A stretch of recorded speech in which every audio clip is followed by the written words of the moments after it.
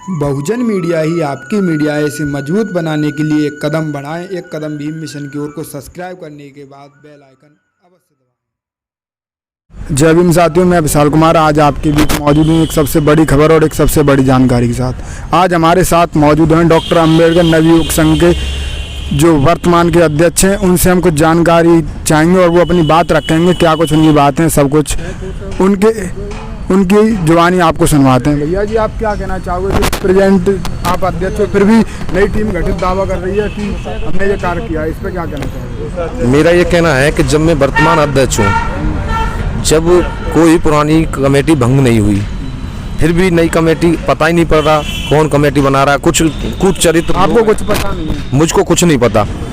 और सभी कस्बा वासियों को सादाबाद से बाबा साहब के ने सूचित किया जाता है कि गत वर्षों से संचालित कार्यकारिणी की बैठक कोविड-19 की वजह से नहीं हो पाई थी और जिस कारण नवीन कार्यकारिणी का लेखा जोखा भी हिसाब किताब भी पेश नहीं किया गया था। नवीन कार्यकारिणी का गठन नहीं हुआ, इसलिए गत वर्ष की आय और व्यय पर विचार भी किया जाएगा।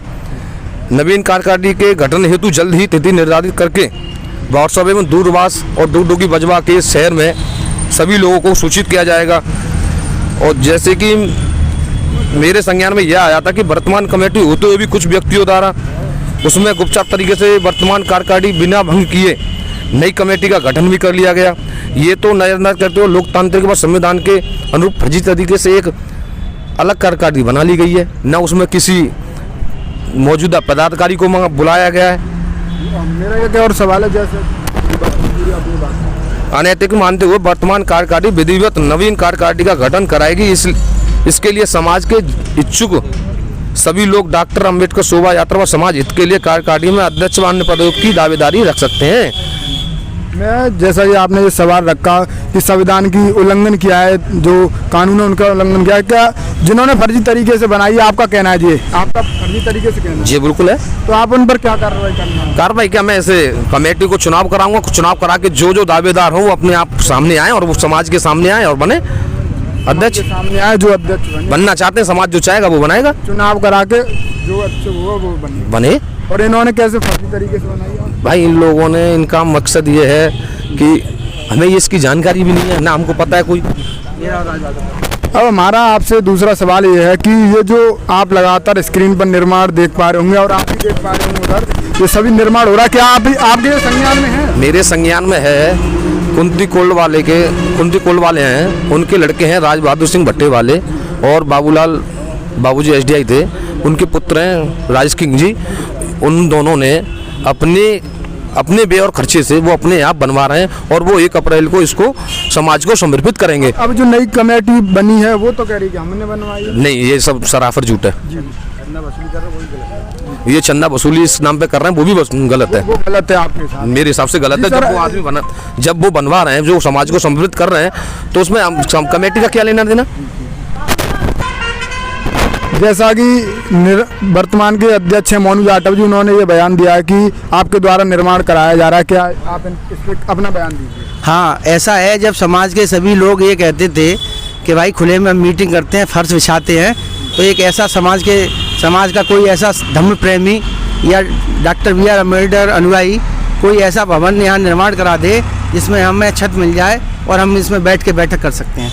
तो उसी कमेटी के बीच जो मोनू जाटव की जो कमेटी के नेतृत्व में जो वर्तमान कमेटी है, उसी कमेटी के अंतर्गत हमने राज बहादुर जी कुंती भट्टा वाले और हमारे द्वारा ये कहा गया था कि चलो आप ही अनुमति हो तो हम जो है यहाँ एक अपने माता पिता के स्मृति में हम आपको एक अम्बेडकर भवन बनवा के पूर्ण कराकर और हम समाज को समर्पित कर देंगे। उसकी चाबी डॉक्टर B.R. अम्बेडकर कमेटी को हम सौंप देंगे और उसमें जो है पूरा हक, मालिकाना हक जाटव समाज का होगा और जो भी कमेटियां बनाई जाएंगी आगे भी वही उसकी जो है देख करेंगी और आगे के मरम्मत जो भी कार्य निर्माण होने के बाद अगर इसमें आवश्यकता पड़ेगी तो कमेटी कराएगी। और इसमें मैं साफ स्पष्ट कर दूं कि जो ये कार्य हमारा, जब राज बहादुर जो है मेला के अध्यक्ष हुआ करते थे, इस कमेटी के डॉक्टर B.R. संघ के अध्यक्ष हुआ करते थे, जब भी हमने इसकी नींव रखी थी उसके बाद मोनू जाटव हुए, फिर उसके बाद हमने ये ढांचा तैयार किया। उसके बाद कोविड-19 की वजह से इसका पटाव नहीं हो पाया था, क्योंकि आप जानते ही हैं कोविड-19 में किसी को भीड़ इकट्ठा या उसके लिए वो नहीं था, इसलिए इसका पटाव नहीं हो पाया था। अब कोविड-19 में छूट मिल गई है, तो इस वजह से हम वर्तमान कमेटी मोनू जाटव के संरक्षण में और उनकी देखरेख में, और भाई राज कपूर जो इसके मेला के प्रबंधक, कमेटी के प्रबंधक थे, उनकी देखरेख में इसको जो हम पटाव करा रहे हैं। और हमारा आपको पूर्ण विश्वास दिलाते हैं कि 1 अप्रैल 2020 को हम जो है इस भवन को 2021 को, सॉरी मैं गलत बोल गया, 1 अप्रैल 2021 को इस भवन को पूरा रंगाई पुताई करा के और हम इसको जो है कमेटी को सौंप देंगे। ये हमारा एक उद्देश्य था कि जाटव समाज के लिए कहीं बैठने के लिए स्थल नहीं था, तो हमने और राज बहादुर ने दोनों ने मिलकर एक बीड़ा उठाया कि आज हम बाबा साहब के वजह से इतने सामर्थ्य हो गए हैं और अच्छा रहन सहन कर रहे हैं। जब हम अपने घर में अच्छा रहन सहन करते हैं तो समाज के प्रति भी हमें समर्पित होना चाहिए, और उसी उद्देश्य को, उसी लक्ष्य को बनाते हुए हमने इस जो है भवन का, अम्बेडकर भवन का निर्माण और एक जो है पुस्तकालय ऑफिस बनवा के समर्पित कर रहे हैं समाज को। इसमें हमारा आजीवन हमारे होते हुए और हमारे मरणोपरांत भी इस पर हमारा और हमारे परिवार का कोई भी हक नहीं होगा। ये हमने जो है समाज के लिए बनाया है और हम समाज के लिए इसे समर्पित करते हैं। अभी मेरे संज्ञान में आया है, मोनू जाटव ने बताया था कि भैया जो है आपके संज्ञान में कोई कमेटी बनी है। मैंने मेरे कतई संज्ञान में नहीं है, मुझे किसी ने बताया। तो अगर वर्तमान कमेटी के होते हुए अगर नई कमेटी का गठन किया गया है तो ये संविधान के खिलाफ किया गया है और घोर इसका हम भर्त्सना करते हैं और इसका जो है हम कतई स्वीकृति प्रदान नहीं करते। जैसा कि मोनू जाटव ने, मेरे संज्ञान में आया, मोनू जाटव ने अपना प्रेस नोट दिया है।